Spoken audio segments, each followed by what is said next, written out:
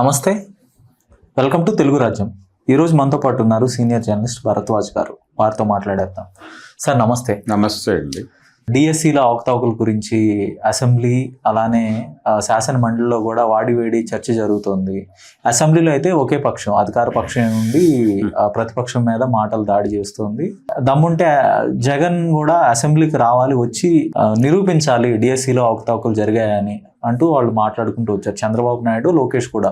లోకేష్ అయితే స్పోర్ట్స్ కోటాలో ఎలాంటి అవినీతి జరగలేదు, మేము గతంలో పివి సింధుకి ఇచ్చాము, సో అదే తరహాలో ఎలాంటి రాత పరీక్ష లేకుండా పివి సింధుకి ఇచ్చాము, అలానే ఇప్పుడు కొంతమంది ప్రతిభావంతులకు కూడా మేము ఇచ్చామని చెప్తున్నాడు. సో అది కొంత ప్రభుత్వాన్ని ఇరకాటంలో పడేసింది అనేది ఒక వాదన ఉంది. అంటే జాతీయ స్థాయిలో, అంతర్జాతీయ స్థాయిలో పురస్కారాలు తీసుకొచ్చిన వాళ్ళకి ఇవ్వటంలో ఎలాంటి తప్పు లేదు, బట్ ఎలాంటి ప్రతిభ లేకుండా కూడా టీడీపీ నేతలు ఎవరికి సిఫార్సు చేస్తే వాళ్ళని తీసుకొచ్చి ఇచ్చేసారు అనేది ఒక వాదన. ఏమంటారు?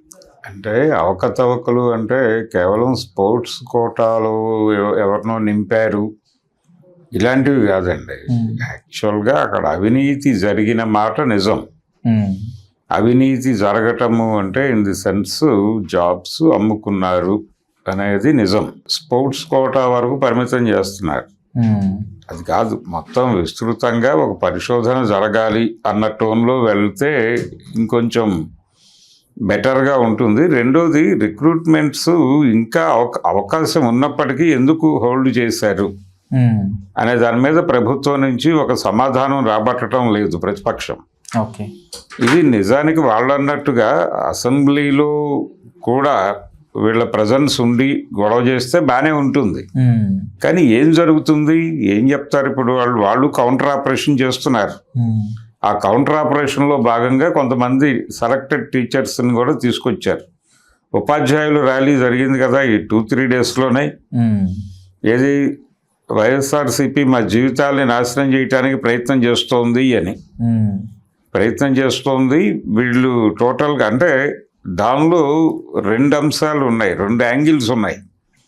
2 యాంగిల్స్ అంటే ఒకటేమో ఒకవేళ నిజంగానే వీళ్ళు ఆందోళన చేస్తుంటే, నిజంగానే వీళ్ళ ఆందోళనలో పాయింట్ ఉంటే, తమ కెరియర్కి ఏదైనా ఇబ్బంది వస్తుందని ఎందుకు భయపడాలి? పాయింట్ ఉంటే డెఫినెట్గా భయపడతారు. ఇప్పుడు వాళ్ళ ఆందోళనకు రావటం వలన వీళ్ళు చేస్తున్న ఆర్గ్యుమెంట్లో ఏదో పాయింట్ ఉందేమో, నిజం ఉందేమో, దీని నుంచి టోటల్గా మన జరిగిన ఎగ్జామ్ క్యాన్సిల్ అయితే వాళ్ళకు వచ్చినటువంటి అలాట్మెంట్స్, ఈ జాబ్ అలాట్మెంట్స్ అన్నీ సందిగ్ధంలో పడిపోతాయేమో అన్న ఆందోళన కనిపించింది వాళ్ళ మాటల్లో. అంటే ఏదో మేరకు స్మెల్ లేకుండా అలా అంత హడావిడి చేస్తారా? ఇందాక మీరు అన్నారు పివి సింధు విషయం ప్రస్తావించడం, అది బూమరాంగ్ అయ్యే అవకాశం ఉందా అని. దానికంటే కూడా ఈ ఉపాధ్యాయులతో వాళ్ళు ఉపాధ్యాయుల్ని రోడ్డు మీదకు తీసుకొచ్చి జగన్ మీద దాడి చేయించారు. మా జీవితాలతో ఆడుకునే ప్రయత్నం చేస్తున్నావు, నువ్వు మానేసే తక్షణం ఇమ్మీడియట్గా అని. అది కూడా డౌట్స్ క్రియేట్ చేస్తుంది జనాల్లో. ఏ డౌట్స్? ఒకవేళ వీళ్ళందరూ డబ్బులు కొనేసుకుని చేరిపోయారేమో, ఈ కొనుక్కున్న వ్యవహారం బయటపడి వీళ్ళందరూ మళ్ళీ రోడ్డు ఎక్కాల్సి వస్తుందనే భయంతో ఇప్పుడు ఇలా తిట్టే కార్యక్రమం మొదలు పెట్టారా అని డౌట్ రావడంలో ఏమాత్రమూ అసహజం లేదు కదా.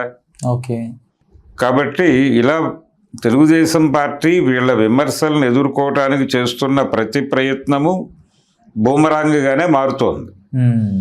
ఈ బూమరాంగింగ్ ప్రోగ్రాంలో భాగమే ఇప్పుడు అసెంబ్లీకి వచ్చి ఏం మాట్లాడతాడు? ఆయన ఇదే మాట్లాడతాడు.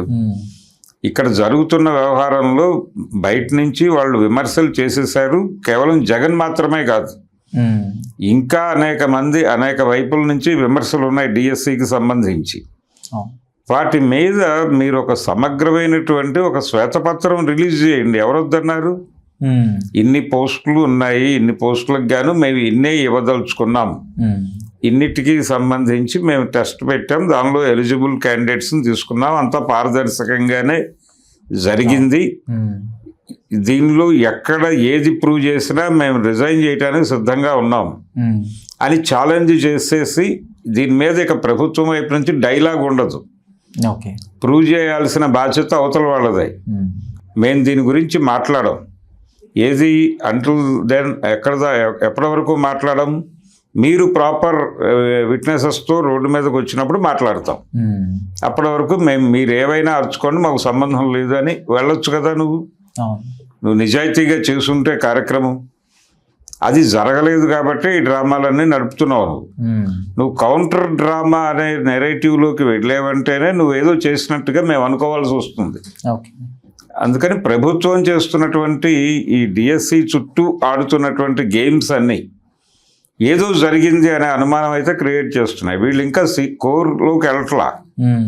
వీళ్ళు ఎంతసేపు ఆ స్పోర్ట్స్ కోట చుట్టూ తిరుగుతున్నారు. అది కాదు అసలు అమ్ముకున్న ఉద్యోగాలు ఎన్ని, ఎందుకు ఉద్యోగులు ఇప్పుడు ఆ ఉపాధ్యాయులు రిక్రూట్ అయిన ఉపాధ్యాయులు అందులో ఒక అతను మాట్లాడుతున్నాడు. అతను ఏమంటాడంటే నేను వైఎస్ఆర్సీపీ మనిషిని, నేను జగనన్నకి భక్తుడిని, మా కుటుంబం కూడా అదే, కావాలంటే మా ఏరియాకి వెళ్ళండి, నేను మా అడ్రస్ ఇస్తాను, అక్కడ ఎవరి దగ్గరికైనా వెళ్ళి నా పేరు చెప్పండి, అతను వైఎస్ఆర్సీపీ మనిషి కదా అంటారు.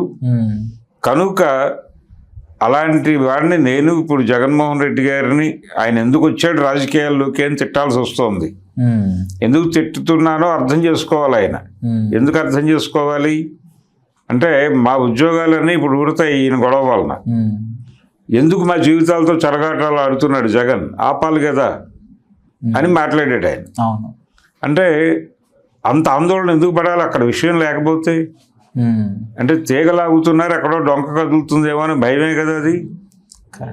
అందుకని ఉన్న డొంక ఏంటి అనేది ఇంకొంచెం రూటెడ్గా పరిశోధించి రోడ్డు మీదకి, అంటే చాలామంది ఎలిజిబుల్స్కి కూడా జాబ్స్ రాలేదు అనేది ఉంది అక్కడ. పాస్ అయిన వాళ్ళకు కూడా అందరికీ పోస్టింగ్ రాలా.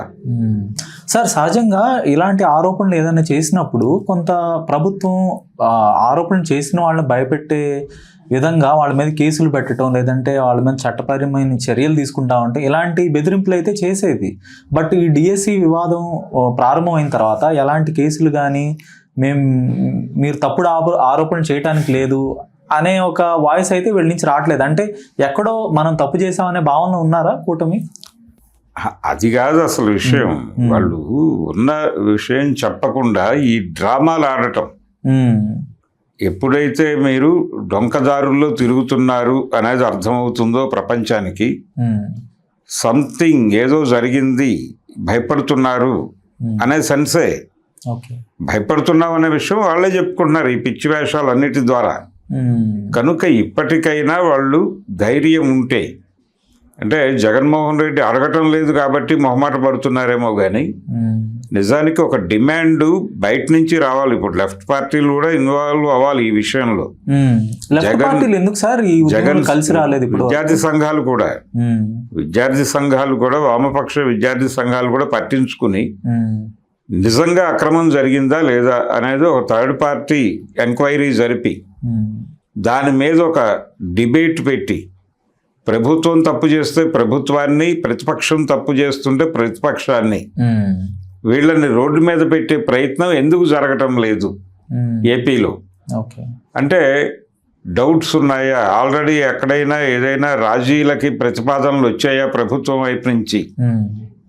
ఇలాంటి డౌట్లు కూడా ఉన్నాయి. అందుకని సంథింగ్ ఏదో జరిగింది. అది మనకి మొదట డౌట్ లేదు. వీళ్ళు ఏదో అనవసరంగా లేనిపోని విషయాలు కెలికి కేవలం ప్రభుత్వాన్ని ఇబ్బంది పెట్టడం కోసం ఈ హడావిడి చేస్తున్నాడేమో జగన్ అని అనిపించింది. కానీ అలాంటిది ఏం లేదు నిజంగా. అంటే ఆయన ఇంకా లోతుకు వెళ్ళలేదు అనేది అనిపిస్తోంది. వాళ్ళ హడావిడి చూస్తుంటే అంటే వీళ్ళు ఒక డోర్ ఓపెన్ చేయడానికి వెళ్ళి ఉండొచ్చు, కానీ అక్కడ ఆల్రెడీ 100 తలుపుల్లో అన్యాయం జరిగి ఉంది. ఆ లోతుల్లోకి వెళ్ళటం లేదని సంతోషించకుండా అసలు ఇక్కడ దాకా అయినా ఎందుకు వచ్చావు నువ్వు అని చెప్పి గొడవ చేస్తున్నాడు. అంటే దొంగతనం జరుగుతూ ఉండగా చుట్టుపక్కల ఎవరూ లేకుండా మనుషుల్ని పెట్టి పక్కకి తప్పించేస్తారు. ఆ ధోరణి ఎక్కడో కనిపిస్తోంది.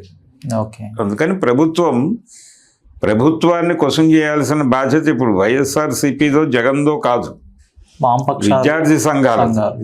విద్యార్థి సంఘాలు పూనుకుని దీని మీద ఒక థర్డ్ పార్టీ ఎంక్వైరీ జరిపించి నిజానిజాలు ఒక నిర్ధారణ కమిటీ వేసి నిజానిజాలు నిగ్గు తేల్చి ప్రపంచం ముందు ఉంచాల్సినటువంటి సందర్భం. ఇక్కడ బాబు గారు గొప్పోడో లేకపోతే జగన్ గారు గొప్పోడో అని నేను చెప్పట్లేదు. ఇన్వెస్టిగేట్ చేసి నిజానిజాలు బయటకు తీసుకురావాలి, ప్రైవేట్ సంస్థలు అయినప్పటికీ కూడా. ప్రైవేటు సంస్థలు కాదండి, ఎవరైనా సరే విద్యార్థి ప్రజా సంఘాలు, ప్రజా సంఘాల వాళ్ళు పూనుకుని ఈ గొడవ జరుగుతోంది కదా, అక్కడ జరగకపోతే వద్దు. అవును, జరుగుతున్న గొడవలో నిజాలు ఏమిటి అని తెలియజేసే ప్రయత్నం అయినా జరగాలి కదా. ప్రభుత్వం ఓపెన్ కావటం లేదు, అవును. అది శ్వేతపత్రం ఇవ్వడానికి సిద్ధంగా లేరు వాళ్ళు. వీళ్ళ దగ్గర పూర్తి వివరాలు ఉన్నట్టుగా మాట్లాడటం లేదు వైసీపీ. వాళ్ళు ఎంతసేపు అక్కడ వరకే ఉంటున్నారు, కోటా వరకు వెళ్తున్నారు. కానీ అసలు టోటల్గా ఇప్పుడు జరిగిన రిక్రూట్మెంట్లో కూడా డబ్బులు చేతులు మారాయని, ఒక అవినీతి జరిగింది అనేది ఒక విమర్శ కలదు. ఓకే, దాని మీద ప్రోబ్ జరగాలి కదా, దాన్ని బలంగా తీసుకెళ్లాల్సినటువంటి అవసరం ఉంది. కాంగ్రెస్ పార్టీకి కూడా ఇది అవకాశమే. ఏపీలో తను స్ట్రెంగ్థెన్ అవడానికి ఒక వీళ్ళిద్దరి మధ్య ఒక స్టాండ్ తీసుకుని రోడ్డు మీదకి రావచ్చు కదా, వాళ్ళు ఎందుకు కదలట్లేదు? ఇన్ని రకాల ఇబ్బందులు ఉన్నాయి. అక్కడ నిజం ఉంది అనేది అయితే అర్థమవుతోంది. ఆల్రెడీ వీళ్ళందరినీ మేనేజ్ చేశారా అనే డౌట్ కూడా వస్తుంది వైసీపీ ఇతర పక్షాలని. అవును. ధన్యవాదాలు సార్. Thank you.